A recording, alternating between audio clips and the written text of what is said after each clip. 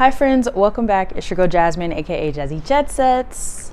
I've missed you. I know you've missed me. Hey Jet Setters.